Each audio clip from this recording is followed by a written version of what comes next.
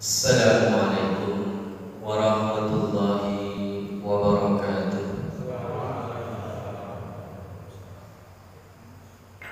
Alhamdulillah, alhamdulillahilladzi hadana li hadza ma kunna linahtadiya laula an hadana Allah.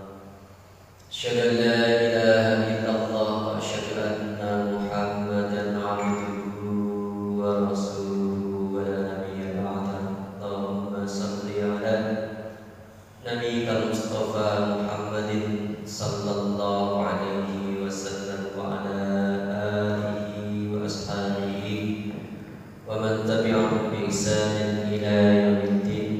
Amma ba'd. Fa ya ayyuhal hadirun rahimakumullah. Bapak-bapak dan saudara-saudara sekalian yang dirahmati Allah Subhanahu wa taala. Alhamdulillah kita dipertemukan kembali oleh Allah Subhanahu wa taala dalam kesempatan ini untuk kita bersama-sama tafakkur fiddin. Man yuridillahu bihi khairan yufaqihuhu fiddin.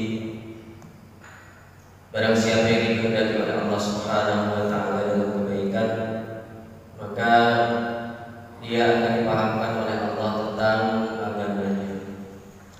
Ada kepada Allah Subhanahu wa taala, kita masih melanjutkan kajian kita, yaitu kajian akidah atau kajian tauhid, dan kita masih membahas tentang Asmaul Husna.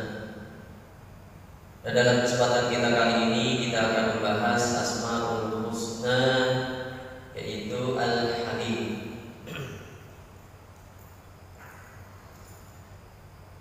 Kata Al-Halim maknanya adalah bahwa Allah Subhanahu wa taala Maha menyantun. Kata Al-Halim ini merupakan sifat musyabbahah, yaitu yang menyerupai isim fa'il. Kalau dalam bahasa Arab itu ada akar kata atau asal usul kata dari halima yahlumu khulman. Halima yahlumu khulman fahuwa halimun. Di situ ada al-halim, maknanya adalah halimun. Artinya adalah orang yang memiliki sifat sabar, tenang, pelan-pelan, atau tidak terburu-buru. Ini Allah adalah Maha Penyantun. Hadirin dari Allah Subhanahu wa taala. Jadi al-hulmu artinya adalah menyelesaikan suatu persoalan dengan sabar, tenang, yang dilandaskan kepada ilmu, pengetahuan, dan kebijaksanaan. Di dalam menghadapi suatu masalah itu tidak terburu-buru, tidak terburu-buru menghakimi, menghukumi, tidak terburu-buru menjatuhkan sanksi. Ini sifat Al-Halim. Al-Halim huwa alladhi yarghabu bil 'afwi wa la yusari'u bil 'uqubah. Kata Al-Halim adalah lebih suka untuk memaafkan. Jadi Allah itu ketika hamba-hambanya melakukan kesalahan, melakukan dosa, melakukan pelanggaran, tidak segera menghukum orang itu. Tapi Allah lebih suka mengampuni, ditunggu. Jadi tidak terburu-buru memberikan hukuman. Maka orang-orang kafir, orang-orang yang suka bermaksiat, mereka bahkan ada yang umurnya panjang, sementara orang-orang yang soleh terkadang malah umurnya lebih pendek. Jadi al-halimu walladhi yarghabu bil 'afwi wa la yusari'u bil 'uqubah. Allah Subhanahu wa taala berfirman, "Inna Ibrahima la'awwahun halimun." Jadi kata halim itu nanti adalah termasuk Asmaul Husna yang boleh diteladani oleh manusia. Contohkan di situ, sesungguhnya Ibrahim adalah seorang yang sangat lembut hatinya dan penyantun. Lembut hatinya dan penyantun, bisa maknanya adalah sabar, penyabar, tidak terburu-buru, tidak tergesa-gesa. Ada Allah Subhanahu wa taala. Nah, kata al-khulmu, jadi kalimah yang khulman, tadi maknanya bisa juga adalah, kalau untuk manusia itu maknanya adalah balik. Ya, anak yang sudah balik itu disebut khul, atau yang sudah cerdas atau berakal. Ini contohkan dalam Al-Quran, wa idza balagal atfalu minkumul khulm, wa idza balagal atfalu minkumul khulm, dan apabila anak-anak telah sampai umur balik, maka hendaklah mereka meminta izin seperti orang yang sudah, seperti orang-orang yang sebelum mereka meminta izin. Ini contoh makna al-khulmu itu bisa bermakna cerdas atau berakal untuk manusia. Kata al-khulmu juga bisa artinya adalah sabar tadi. Maknanya adalah sabar dalam ayat dalam Al-Quran. Allah Subhanahu wa taala berfirman, "Fabasyarnahu bighulamin halimin." Dengan kata halim. Fabasyarnahu, maka kami berikan kabar gembira kepadanya, bighulamin halimin, dengan seorang anak yang amat sabar. Ladaihi anatun wa basirah wa hikmah, ya min sirrihi. Artinya adalah seorang anak yang memiliki kesabaran, kecerdasan, kebijaksanaan, min sirrihi, dari kecil. Ini makna tadi halim. Di anaknya, kalau untuk manusia itu disebutkan dalam Al-Quran ini maksudnya adalah orang atau anak yang memiliki sifat penyabar sejak kecil, dan bawaan dari kecil, memiliki sifat sabar, cerdas, bijaksana. Ada rahmat Allah Subhanahu wa taala. Allah Subhanahu wa taala adalah Al-Halim, yang artinya adalah yang maha penyantun. Allah itu maha penyabar kepada hamba-hambanya, sangat-sangat penyabar. tidak terburu-buru. Maknanya adalah tadi ya, tidak terburu-buru untuk menjatuhkan hukuman.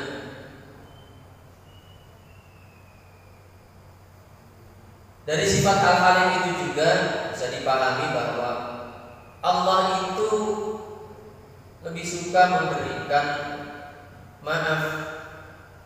Allah lebih suka mengampuni. Karena nanti dia antara beberapa ayat itu juga menyebutkan ya wallahu ghafurun halimun, ya, bahwa Allah itu adalah Maha Pengampun lagi Maha Penyantun.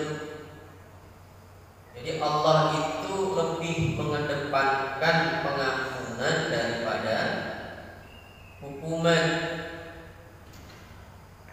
Ini yang perlu diteladani oleh kita umat Islam. Jadi harus lebih mengedepankan pengampunan kalau ada orang melakukan kesalahan. Apalagi kalau kita lihat ya, akhir-akhir ini banyak orang menggunakan media sosial misalnya, banyak melakukan pernyataan-pernyataan kontroversi, kemudian ya, diikuti dengan apa itu Pak biasanya minta maaf. Jadi kalau memang melakukan kesalahannya lebih mengedepankan minta maaf, jangan mengedepankan apa hukuman. Gara-gara ucapan orang dihukum, jangan sampai ya, umat Islam itu adalah umat yang pemaaf. Kalau memang sudah menyatakan salah dan minta maaf, diampuni. Ya, baru nanti kalau mengulang lagi ya, itu ya, bukan hanya kesalahan, terus ada ya, aspek jerah. Tapi selama dia lebih ya, mengedepankan meminta maaf, maka ya, lebih dikedepankan ya, untuk memberikan maaf. Rahmati Allah Subhanahu wa Ta'ala. Jadi Allah itu Maha memberi tanpa harus diminta. Ini sifat ya, nyabarnya Allah, santunnya Allah. Kita tidak minta pun Allah memberi. Ada yang mati Allah Subhanahu wa Ta'ala. Allah Subhanahu wa Ta'ala tidak terburu-buru kepada hamba-hambanya yang taat agar mereka menambah ketaatan dan memperbanyak pahalanya.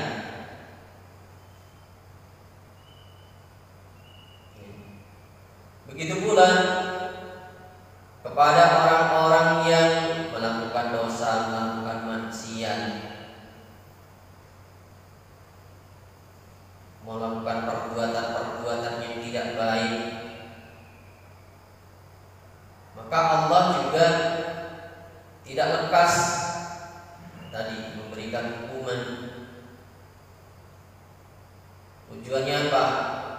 Orang-orang yang berdosa, orang-orang yang bersalah itu kok tidak lekas dihukum oleh Allah Subhanahu wa Ta'ala.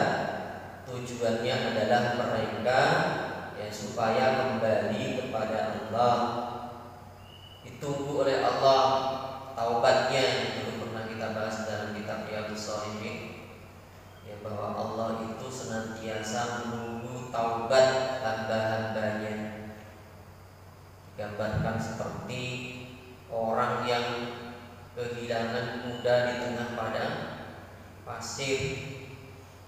Diharapkan kudanya itu akan kembali kepada tunggu. Allah itu ya lebih mengedepankan memberikan pengampunan. Rahmat Allah Subhanahu wa Ta'ala. Jika Allah mempercepat balasan hamba-hambanya di dunia, niscaya tidak ada seorang pun yang selamat dari hukumannya. Jadi kalau ada orang yang melakukan keburukan langsung diazab,